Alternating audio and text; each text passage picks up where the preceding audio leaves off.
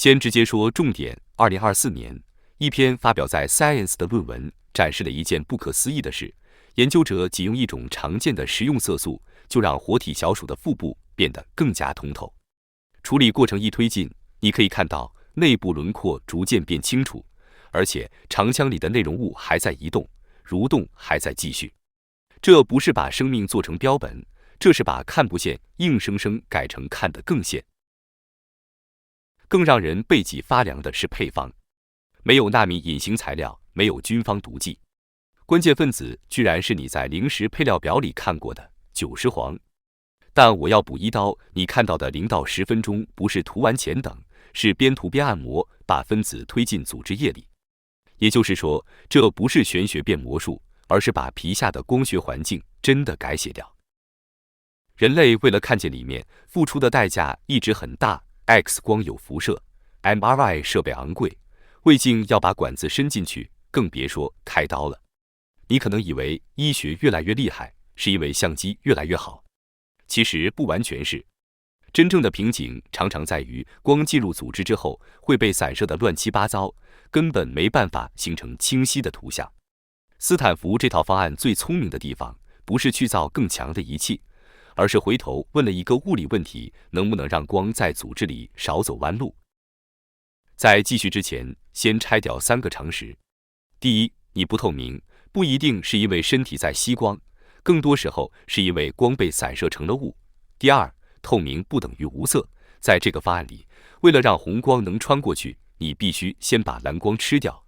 第三，這不是把身體變成玻璃，而是把組織裡不同成分之間的折射率差壓小，讓那團光學的霧散掉。你等一下會看到一個反直覺的結論：越有顏色，在紅光視角裡反而越透明。想搞懂透明化，先回答一個最基礎的問題：你為什麼不是透明的？你的身體大部分是水、脂肪和蛋白質，本身也不是完全不透光的。真正的問題在於它们混在一起，邊界多到數不清。光每走一小步，就會遇到不同材料的交界面，方向不斷被改變，最後變成一團亂麻。你以為皮膚是一堵不透光的牆？不，它更像一台把光打散成霧的機器。折射率，你可以把它理解成光的速度檔位。水的折射率大約是 1.33， 脂質和蛋白質可以到 1.44 到 1.50。別小看這點差距。對光來說，這就相當於從平坦的高速公路突然變成了連綿的山路。每遇到一次檔位突變，光就轉向、反彈、分裂。你身體裡這種邊界多到數不清，光根本沒辦法走一條乾淨的直線。外部的光射進皮膚，發生的不是被吃掉，而是被撕碎。光在無數微小的邊界上瘋狂撞擊、折射，被甩向四面八方。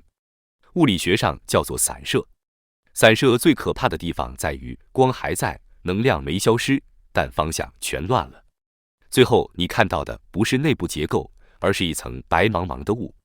這就是為什麼你看不穿自己的身體。以前科學家也能把組織做得很透明，但方法近乎殘酷，先把水全部抽掉，再換成高折射率的有機溶劑，讓折射率差消失，透明就來了。但生命也沒了。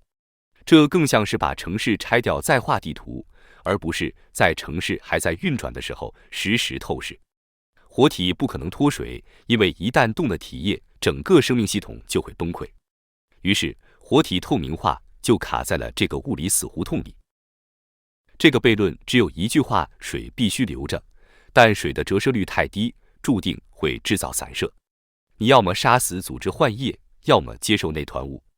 斯坦福這篇論文最關鍵的突破就在這裡，他們沒有去改脂肪或蛋白質，而是反過來想，能不能把組織裡水環境的折射率硬拉上去，拉到接近 1.44， 也就是接近脂質和蛋白質的水平。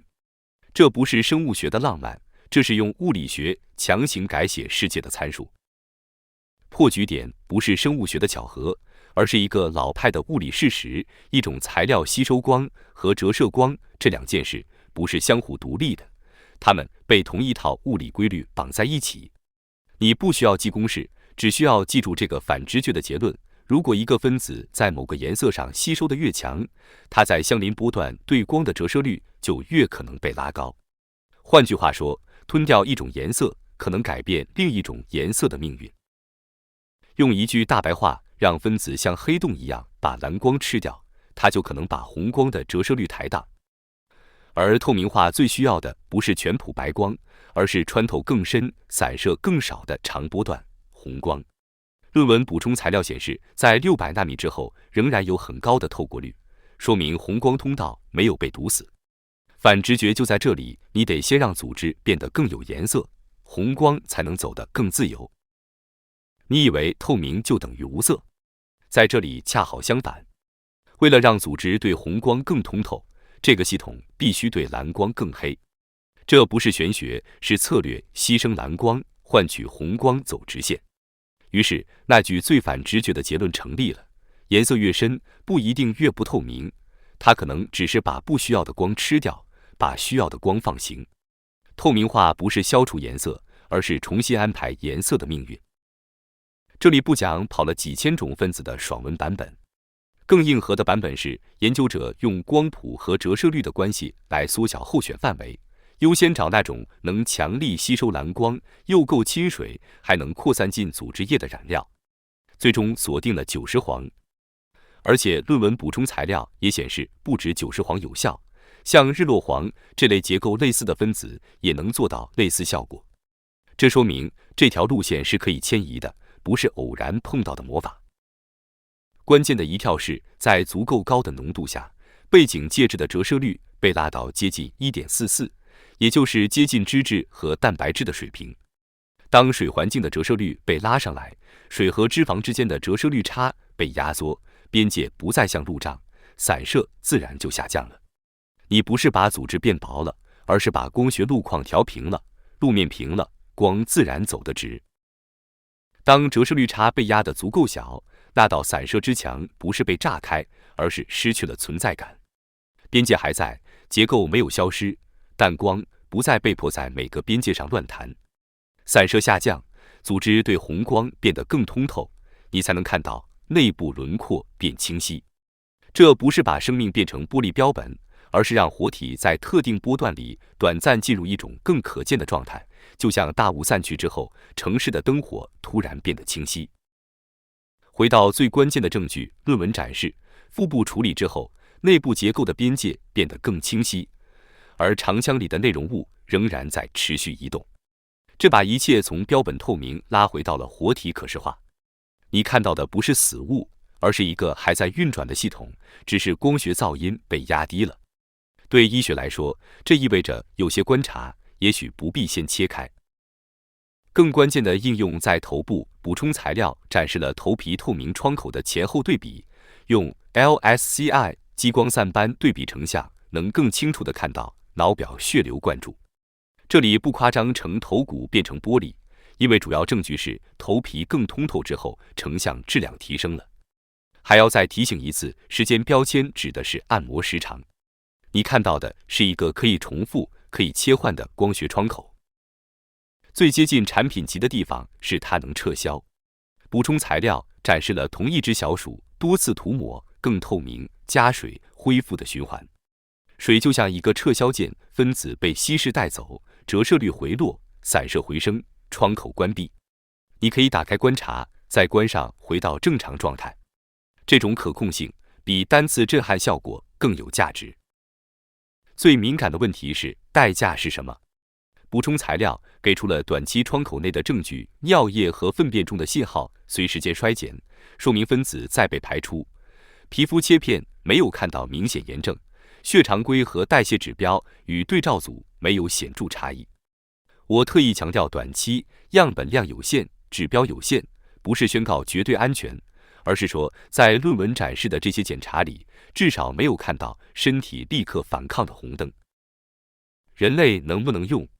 至少現在直接塗抹很難做到，原因很現實，人的皮膚更厚，屏障更強，分子擴散更慢。就算原理成立，送不進去也等於零。真正卡住的不是光學，而是遞送你需要把分子送到皮下那个能影響折射率的水環境裡，而不是停在皮膚表面做表演。門已經打開了，但人類這邊的門口更難進。接下來是工程延伸，不是論文已經完成的結論。如果用微針貼片或微孔遞送技術把分子送過皮膚屏障，局部光學窗口在人體就不再完全是科幻。但這是可能，不是保證。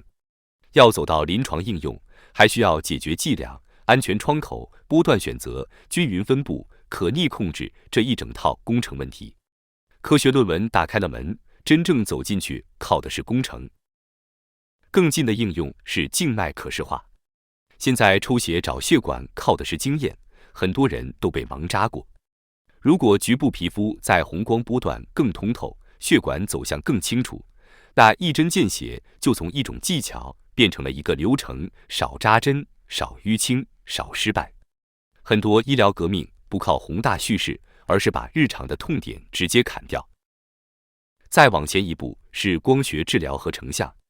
很多激光或光療的麻煩不是能量不夠，而是散射把能量撒成了一片，既傷了表層，又打不到深處。如果能短暫降低散射，讓紅光走得更直、更集中，那有效到達的深度可能提升，副作用也可能下降。注意，這是方向推測，不是論文宣稱的療效，但它給了一個清晰的槓桿，先改路況，再談精準。回到開頭那句反直覺，透明不等於無色。顏色在這裡是工具，它吃掉藍光，換來紅光更自由。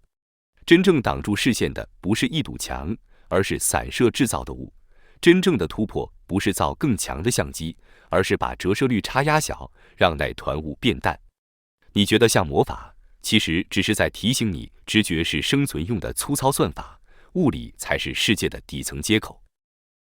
你看到的不是隱形衣，而是用分子改寫光的路況，讓活體在特定波段變得更可見。現在換你來想，如果未來能做局部光學窗口，你最希望醫生先看清你身體的哪一塊？留言告訴我。想繼續一起看更多有意思的內容，訂閱一下，我們下期見。